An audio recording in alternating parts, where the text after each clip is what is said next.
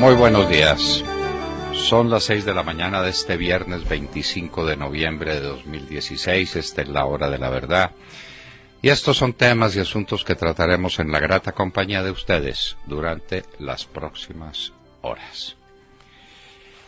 Curzio Malaparte es un gran escritor italiano cuya obra máxima, después de muchas novelas de unos temas muy complejos, su grande obra es Técnicas del golpe de Estado.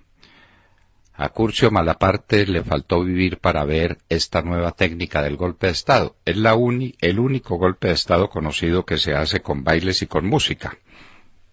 Eso no tenía antecedentes y en un teatro cultural así se hacen los golpes de Estado en Colombia, porque eso fue lo de ayer, que desde luego es una conducta continuada, porque falta la parte del golpe de Estado que dará el Congreso de la República, extralimitando sus funciones, violando el repertorio de facultades que tiene.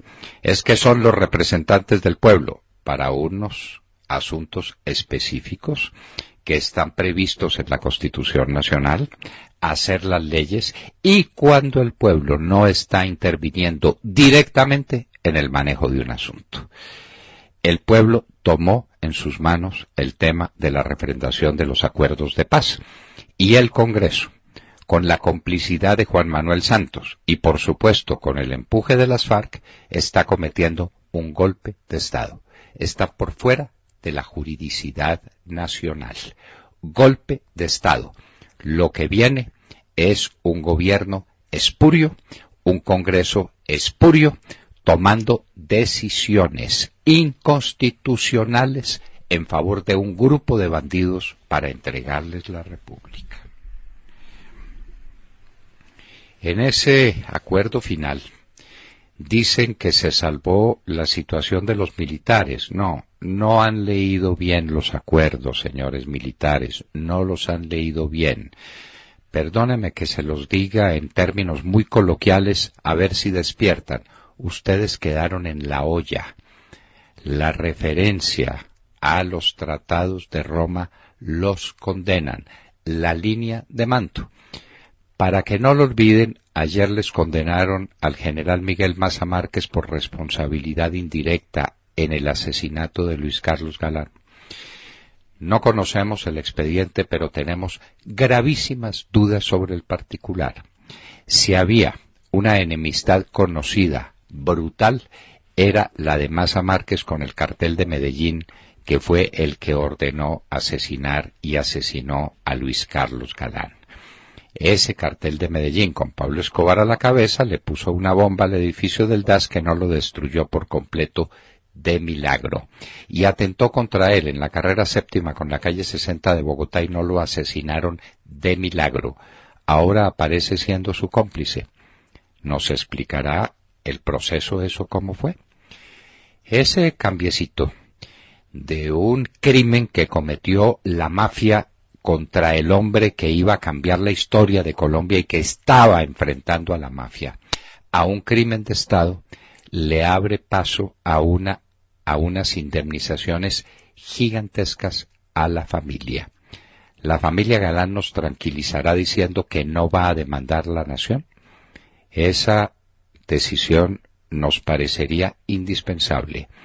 La sangre de Luis Carlos Galán no se puede convertir en un objeto de compraventa. Eso no puede suceder y necesitamos esa tranquilidad, ya que Juan Manuel está dando tantas declaraciones, que diga, bueno, hemos quedado satisfechos con el final de este proceso, que desde luego no debería terminar ahí. Ya el general Maza ha sido condenado y por supuesto nosotros no convertiremos esto en la ocasión para enriquecernos con una condena en contra de Colombia y a favor nuestro. Los caminos que la oposición tiene para oponerse al golpe de Estado: el referendo, la calle, la oposición, la resistencia civil en grande. Hoy hablaremos con una senadora definitiva dentro de esta organización del Centro Democrático en el Parlamento, Paola Holguín, estará con nosotros en la hora de la verdad. Y también hablaremos con el representante más genuino de las víctimas, con Fernando Vargas Kemba, director del Comité Nacional de Víctimas de la Guerrilla.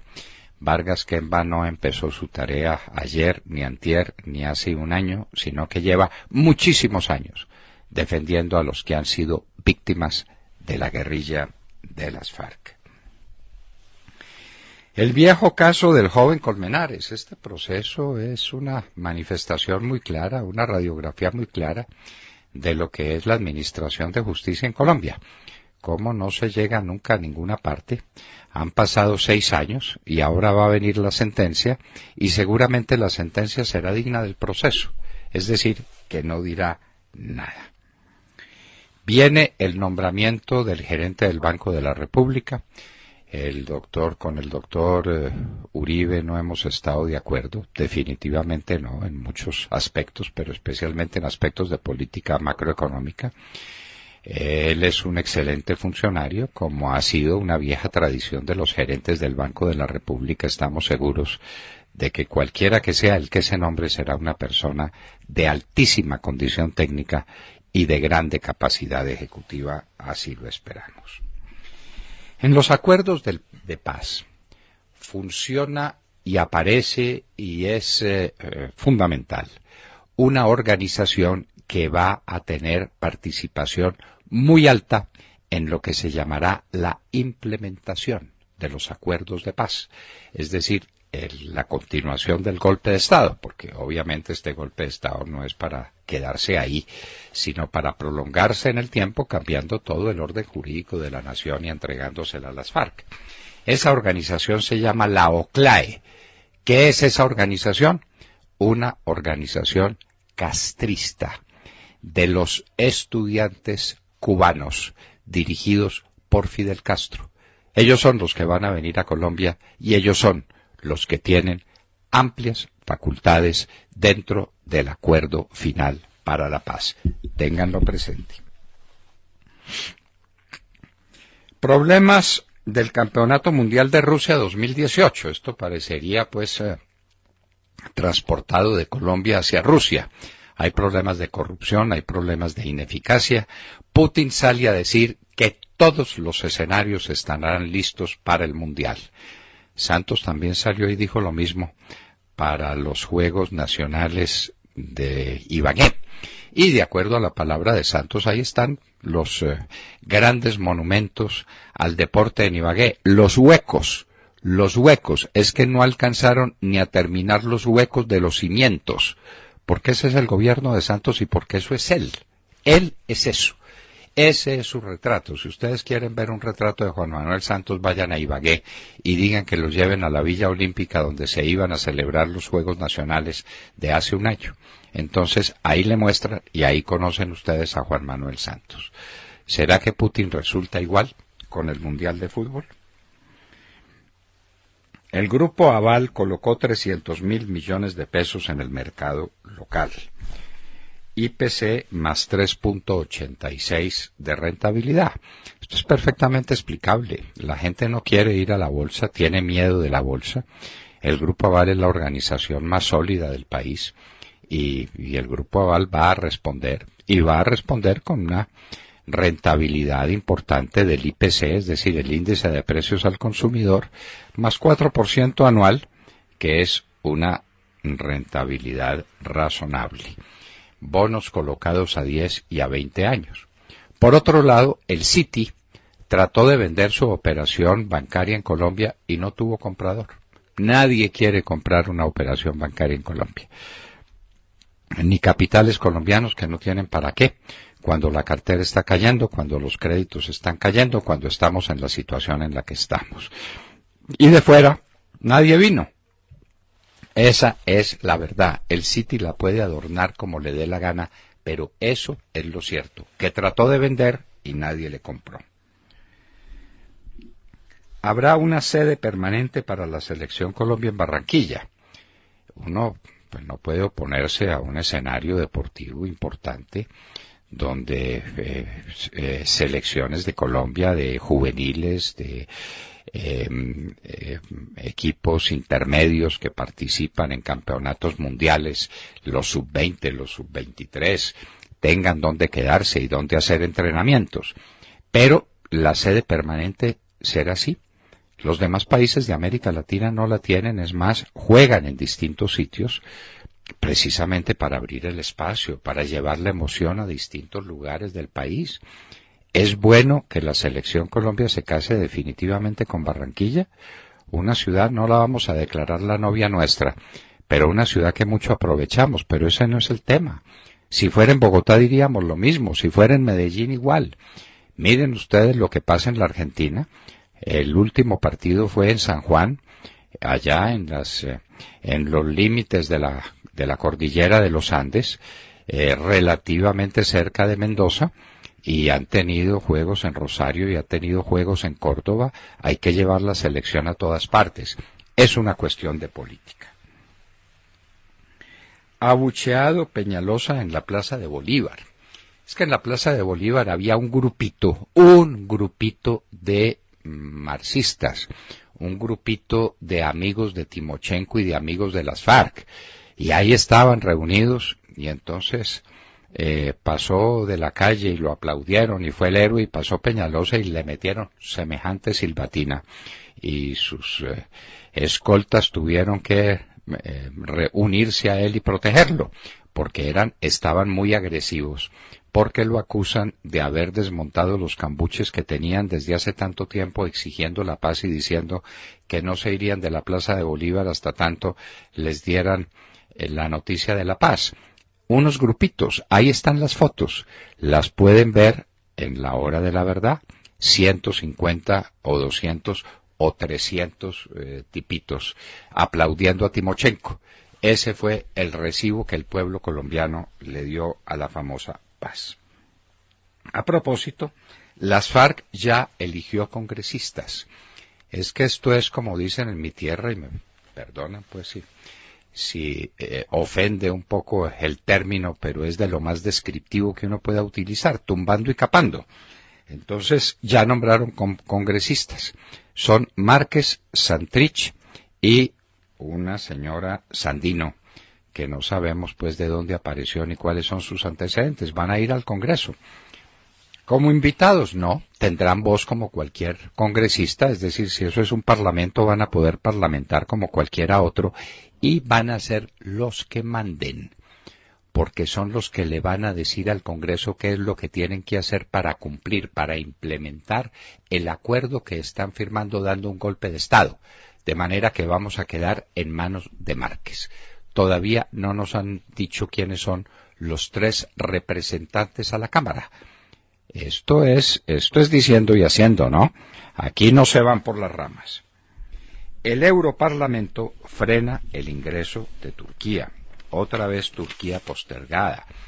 ¿Por qué? Porque a pesar de las ganas que tenían de incluir a Turquía en la Unión Europea, las últimas derivas, como lo dicen ahora, de una palabra francesa que se llama dérive, que es como consecuencia, como asunto colateral que viene seguido de otro. Los turcos se presentaron ante Europa y les dijeron, si no nos aceptan en la Unión Europea, les dejamos pasar todos los refugiados que vienen del Asia, se los dejamos pasar para que les lleguen allá. Turquía es el muro de contención de esas migraciones. Pues Europa los quería recibir, pero la dérive totalitaire, hay un libro sobre eso referente a Rousseau de la dérive totalitaire, de Erdogan, les ha impedido aceptar a Turquía y ayer el Europarlamento la rechazó otra vez. ¿Qué va a suceder? ¿Qué va a suceder? La Corte Suprema de Justicia no asistió a la farsa de la paz, porque considera indebida la refrendación que se hará en el Congreso de la República cuando lo debe hacer el pueblo colombiano. Es decir, para la Corte Suprema de Justicia lo que hubo fue un golpe de Estado. Toda la sala civil se abstuvo de concurrir. unos miembros, dicen, de la sala laboral y de la sala penal fueron allá. ¿Quiénes? No tenemos los nombres, pero los buscaremos. ¿Iría la Corte Constitucional? Sería un prevaricato. ¿Iría el Consejo de Estado? Otro, porque hay decisiones de carácter administrativo que van a tener que conocer. Y ese era un acto eminentemente político.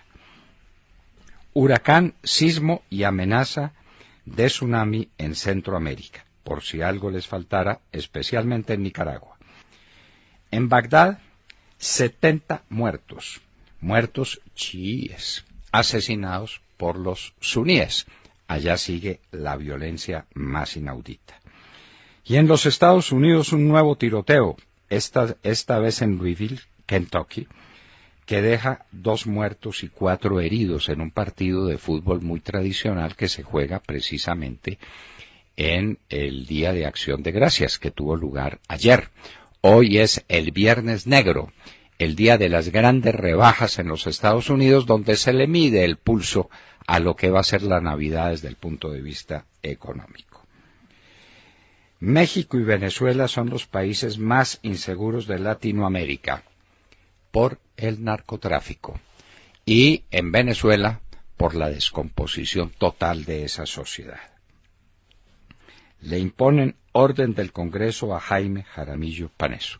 En medio de tantas condecoraciones banales y medio estúpidas, a esta nos adherimos gustosos. Un grande intelectual, un eximio poeta, o una persona que es un lujo para Antioquia y un lujo para el país. Jaime Jaramillo Paneso recibe la orden del Congreso en su más alto grado. Y en Hoy en la Historia recordaremos uno de los grandes filósofos del medioevo racionalista, Spinoza, el judío portugués que llegó a Holanda y desde Holanda se dedicó la vida a lo que al alcalde de Cartagena le parece tan inútil y tan tonto, hacer filosofía. Con esa filosofía sigue todavía, desde la ética, desde muchos de sus escritos, alumbrando la conciencia de la humanidad. No hay trabajo perdido en el quehacer filosófico. De todo esto y de mucho más hablaremos con ustedes en las próximas horas, en la Hora de la Verdad. Muy buenos días a todos. Pues sí, hablando de discursos farragosos, ayer escuchamos un par de discursos farragosos en el Teatro Colón, ¿no? El show de ayer con motivo de la firma del que algunos llaman el nuevo acuerdo y que según otros no es más que el viejo acuerdo mal maquillado. Se dijeron muchas cosas bastante aburridas, ¿no? Y otras que sonaron un poco locas y preocupantes. Rodrigo Londoño, alias Timochenko, en su discurso propuso conformar un gobierno de transición cuyo propósito fundamental sea el cumplimiento de los acuerdos de La Habana, el cual debería ser integrado, dijo, por todas las fuerzas y sectores que han trabajado sin tregua, es decir, por ellos y por el gobierno, por los del mismo equipo, ¿no? Y tal y como señaló el Centro Democrático, las FARC buscan un cogobierno para gobernar saltándose las urnas, una forma de golpe de Estado que tomó por sorpresa a muchos y preocupa mucho a un amplio sector. Alfredo Molano lo había anticipado en una columna en El Espectador proponiendo un gobierno de transición con un solo candidato e incluso propuso el nombre Frente Amplio Renovador Colombiano, con otro que una al sí y dejar por fuera a Uribe y Vargas Lleras para que sigan en la oposición. O incluso una alianza política, dijo, entre el gobierno y las FARC para preservar los acuerdos. Eso, bueno, permitiría que el presidente Juan Manuel Santos siguiera en el poder, ¿no? De modo que si a muchos nos parecía que la forma en que se hizo este segundo acuerdo era muy cuestionable y el modo de refrendarlos vía Congreso saltándose la voluntad del pueblo ahora, incluso proponen las FARC un cogobierno que huele a golpe de Estado. Pregunto, ¿hasta dónde es capaz de llegar el gobierno y de permitirle llegar a las FARC en su afán de mostrar algún resultado para la entrega de los premios Nobel de Paz? ¿Qué les pareció a ustedes la ceremonia? Si querían hacer algo sobrio, ¿por qué tuvieron que hacer ese show y no firmaron en privado? Y por último, ¿qué pretenden las FARC con esa propuesta de cogobierno? ¿Ustedes qué piensan? Montserrat, no ha habido nunca un golpe de Estado que no busque un pretexto. Siempre hay un pretexto. Hay una situación insostenible, el gobierno no gobierna, no es viable la sociedad en medio de estas circunstancias, o usted ha presenciado un golpe de Estado que no tenga justificación. Todos lo tienen. Desde el golpe de Estado del año 8, brumario, del de Napoleón hasta nuestros días, toda la sucesión de golpes de Estado en la época moderna han tenido una justificación y un pretexto. Este necesita un pretexto. Van para un cogobierno. Nos van a seguir poniendo conejo y van a acabar con las elecciones para dejar a Santos como un mequetrefe ahí en el poder, mientras hacen lo que les da la gana con el país. Puede suceder. Ahora empieza la implementación, van a venir 1000 problemas con la implementación, se va a crear la guerra que Santos está promoviendo en el campo colombiano, los 3 millones de hectáreas que van a expropiar se van a volver un combustible para alimentar viejas violencias y nuevas violencias, y entonces ahí tiene usted la disculpa perfecta. ¿Qué vamos a hacer? En estas circunstancias no es posible seguir adelantando elecciones y permitir que participen en este debate personas que están tan lejanas de la paz que Colombia necesita. Ahí está el discurso, Montserrat. Ahí está el discurso para eso que propuso Timochenko en el Teatro Colón. Y no nos digan que Santos no sabía lo que Timochenko iba a proponer, porque obviamente ese discurso estaba compartido y probablemente esa finalidad, la que propone Molano en El Espectador, es que eso van mandando razoncitas, ¿no? Entonces es Molano a quien acaban de consagrar héroe, vida y obra de un periodista, y entonces ahora es Timochenko, y entonces ¿quién va a seguir proponiendo el gobierno de transición? ¿Transición hacia dónde? Transición hacia el totalitarismo de Estado. ¿No le parece que por ahí van las cosas? Santiago Castro. Lamentablemente sí. Doctor Londoño, muy buenos días a todos nuestros oyentes y a los compañeros aquí en la mesa. Escuchemos las palabras del presidente Santos antes del plebiscito del 2 de octubre.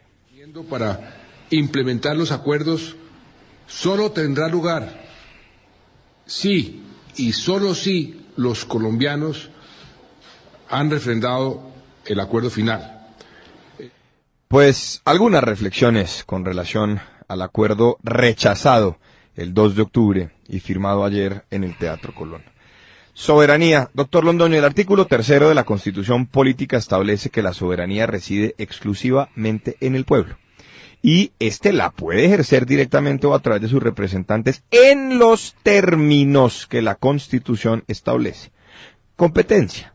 En ningún artículo de la Constitución, artículos 150 y siguientes, se otorga competencia al Congreso para refrendar una política pública o norma jurídica. En cambio, el artículo 103 de la Carta sí reconoce al pueblo la competencia de refrendar una norma jurídica o de apoyar una política pública por medio de referendo o plebiscito.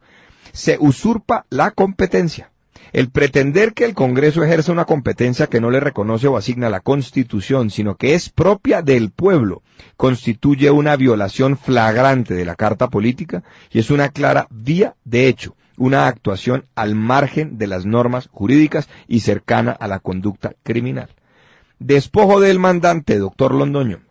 El pueblo se expresó, el mandatario no puede actuar en ningún caso en contra de la voluntad expresa de su mandante.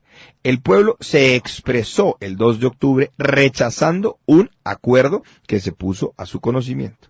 Se requiere refrendación popular. El propio Acto Legislativo 01 de 2016, en su artículo 5, precisa que regirá a partir de la refrendación popular del acuerdo final. Esta refrendación no puede ser hecha por nadie diferente al pueblo, mucho menos por sus representantes a partir del ejercicio de una competencia que la Constitución no les reconoce y conforme a un procedimiento que no está en la Carta Política. Proceder de otra forma es usurpar la soberanía a su titular exclusivo por medio de una proposición, lo que implica un golpe de Estado en cabeza de un poder constituido. Y por último, el efecto vinculante del plebiscito. Doctor Londoño, la decisión del pueblo se expresó en las urnas el pasado 2 de octubre. No hay duda de que la decisión del pueblo es vinculante para efectos del desarrollo constitucional y legal del acuerdo, según el artículo 3 de la Ley Estatutaria 1806 de 2016. El apoyo del pueblo no puede ser reemplazado en modo alguno por un órgano que carece de competencia para ello. Doctor Londoño, prosperidad para todos. Y ahora nos montaron un cogobierno. Un seguidor nuestro en Twitter tiene una observación muy a propósito que aquí hemos insinuado varias veces, pero la precisa muy bien. El cogobierno tiene nombre, la CSIDI, Comisión de Seguimiento, Impulso y Verificación a la Implementación del Acuerdo Final. Ese gobierno de transición al que se refería Timochenko Montserrat, ese gobierno tiene nombre, es la Comisión de Seguimiento. De manera que, ahí está, pero ahí está en el acuerdo. ¿Y qué facultades tiene? Tiene facultades legislativas, tiene facultades ejecutivas, tiene facultades judiciales. Ese es todo el gobierno. Está en el acuerdo y se llama Comisión de Seguimiento. Es que los colombianos no hemos visto el nuevo acuerdo, que es el mismo viejo, pero empeorado. Lo empeoraron lo suficiente para permitir este golpe de Estado. De manera que lo de Timochenko no era un disparate, Montserrat. No es que un sujeto ignorante salió con unas barrabasadas. Es que van para allá, para montarnos lo que llaman un acuerdo de transición, y ya tienen el órgano, la Comisión de Seguimiento. Entonces, estaremos hablando sobre ese tema más a espacio. Bueno, cambiemos un poco el tercio porque por lo menos una buena noticia. Tata Castro. Doctor Londoño y a todos los oyentes, muy buenos días. Atlético Nacional es finalista de la Copa Suramericana de Fútbol. El partido finalizó ayer 0-0 frente a Cerro Porteño de Paraguay y ese resultado fue suficiente para avanzar a la final gracias al gol de visitante en el partido de ida en Asunción. Nacional no jugó su mejor partido, supo mantener la pelota, aguantar los ataques del equipo paraguayo y fue allí donde salió la figura de la cancha, Franco Armani. Atajó todo lo que le dispararon los atacantes paraguayos. El jugador que reemplazó al goleador Miguel Borja fue el argentino Ezequiel Rescaldani, a quien le faltó lo que sí sabe hacer muy bien Borja, definir. Fue reemplazado al minuto 77 por Arley Rodríguez. Cerro Porteño se quedó con 10 hombres en el minuto 85 por la expulsión de Marcos Riveros, quien para frenar a Orlando Berrío en carrera solo hacia el arco no le quedó más que pegarle una patada criminal. Muy bien expulsado ese jugador paraguayo. El rival de Nacional en la final será el chapecoense brasilero. El partido de ida se jugará el próximo miércoles en Medellín y la vuelta el 7 de diciembre en estadio sin confirmar, ya que el escenario del equipo brasilero es muy pequeño y no cumple las exigencias de la Conmebol. Tiene que tener capacidad para más de 40.000 espectadores. Ambos equipos se clasificaron a la final de la misma forma, por el gol de visitante luego de cerrar en casa sin goles. Al ser Nacional finalista, el partido de vuelta de los cuartos de final de la Liga Águila se jugará el fin de semana del 3 de diciembre y no el 30 de noviembre como estaba escrito. Tal como se esperaba, el césped de la cancha del Atanasio Girardot, Doctor Londoño, quedó en muy malas condiciones después del concierto de Guns N' Roses la noche del miércoles. El montaje del piso protector de la grama y de las tarimas para el concierto dañaron seriamente el césped, que apenas volvió a ver la luz unas horas antes del partido y luego de al menos 48 horas. Por ahora, Atlético Nacional por otro título, el cuarto esta temporada. El próximo domingo frente a Millonarios en Bogotá, el partido de ida a los cuartos de final, sin poder acompañar sus hinchas al equipo de Reinaldo Rueda. Eso es, doctor Londoño, la buena noticia. Por otro título, finalista de la Copa Suramericana. Por otro título, con un partido malo, la afición se merecía más y hemos debido terminar con un triunfo. Ojalá. Pero bueno, es la dialéctica de los resultados que en el fútbol se impone.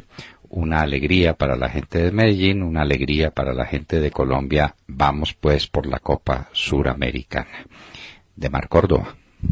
Doctor Fernando, muy buenos días, oyentes de la Hora de la Verdad en Colombia y el mundo. Las bondades del acuerdo con la guerrilla de las FARC, que me permito recordar, fue rechazado por la mayoría de los colombianos, que dijo no a un mal acuerdo, no a la impunidad, no a la elegibilidad política, no a la conexidad del delito político con el narcotráfico, y ahora nos da como primer resultado la instalación de 6 narcoguerrilleros de las FARC en el Congreso de la República. De acuerdo con algunos medios de comunicación, los 3 narcoguerrilleros en el Senado de la República serían alias Iván Márquez, Jesús Santrich y Victoria Sandino, encargados de vigilar la implementación de las normas a su favor, producto del proceso que llamaron de paz. Pero ¿qué hay con estos intereses? Perdón, no a su favor, seamos más precisos con el texto. Según sus intereses, lo dice el acuerdo varias veces, y perdone la interrupción de Mar. Ni más faltaba, señor. ¿Por qué, o mejor, qué hay con estos 3 guerrilleros? Luciano Marín Arango, alias Iván Márquez, tiene en su contra 66 medidas de aseguramiento y 132 órdenes de captura, así como 28 sentencias condenatorias. A su turno, alias Jesús Santrich, tiene 3 órdenes de captura. Por último está la señora Victoria Sandino, quien no registra condenas en su contra. Pero estos narcoguerrilleros están investigados y condenados por los siguientes delitos, entre otros: secuestro, rebelión, reclutamiento de menores, concierto para delinquir, desplazamiento forzado y narcotráfico. Me pregunto, ¿qué estarán pensando hoy las víctimas de las FARC cuando ven a sus verdugos impartiendo órdenes a su medida en el Congreso de la República? El mismo Congreso que hoy está en medio de un prevaricato y llega al límite de su desprestigio. Muy bien. De manera pues que ya tenemos congresistas nuevos. Miren ustedes cómo esto es bien eficaz. Ya tenemos a Iván Márquez con ¿cuántas sentencias condenatorias, de Mar? Tiene sentencias condenatorias 28. 28 sentencias condenatorias. Tendríamos que hacer el ejercicio de sumar años de condena en cada una de esas 28. Y le aseguro que da para unos cuantos centenares de años. Entonces, ese prócer es miembro del Congreso para verificar la implementación de los acuerdos de paz. Esto es en serio, son congresistas, que no tienen derecho al voto, importa un pito, están allá dirigiendo el Congreso. Los nuevos directores del Congreso son estos 3 bandidos de las FARC en el Senado. Faltan los 3 de la Cámara, los que lleguen a mandar en la Cámara de Representantes a nombre de las FARC, del nuevo poder, del gobierno de transición, interpretando lo que les diga la Comisión de Seguimiento, que, les repito, tiene facultades judiciales, legislativas y ejecutivas, y no nos hemos dado cuenta. Mientras que, digámoslo otra vez de Mar, nuestros militares quedaron físicamente en la olla. Quitaron unas palabritas que habían metido de puro imprudentes estos de las FARC, y si se hubieran quedado callados, de las FARC, que puede ser Sergio Jaramillo perfectamente, ¿no? Sí. Si se hubieran quedado callados, las cosas hubieran pasado sin debate. Pero hubo debate, quitaron 2 o 3 renglones, y lo que tenemos es que nuestros militares quedan en manos de un tribunal conformado por las FARC y por el gobierno. Alguien me hacía una anotación y me decía, es que eso es un tema de interpretación. Ya quitaron las palabras que indican o que dan cuenta que el Estatuto de Roma entraría a operar en contra de nuestras fuerzas militares y fuerzas armadas. Es un tema de interpretación. Y le recordaba yo que ese tema de interpretación va a ser asumido por magistrados elegidos y escogidos por la guerrilla de las FARC, entre otros. De manera pues que es la entrega del país, y eso contra la voluntad del pueblo, en un golpe de Estado infame que acaban de dar.